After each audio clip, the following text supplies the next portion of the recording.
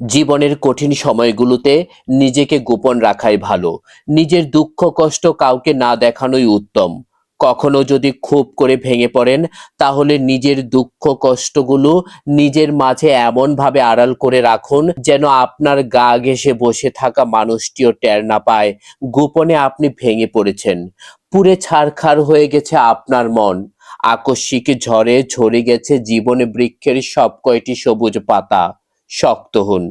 নিজেকে নিজে বোঝানোর চেষ্টা করুন যে এত সামান্য বাতাসে ঝরে যেতে নেই, ভেঙে যেতে নেই অমন হালকা আঘাতে। কান্না পেলে একা একা গোপনে কাঁদুন, তবু নিজের দুঃখের ক্ষতগুলো কাউকে দেখাতে যাবেন না।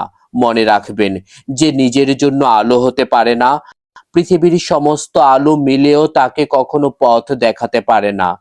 জানেন তো, মানুষ বড়ই নিষ্ঠুর, নির্দয় ও স্বার্থপর। ভেঙে যাওয়া মৌচাক দেখলে ঢিল মেরে আরো বেশি ভেঙে দিয়ে পৈশাচিক আনন্দ পায়।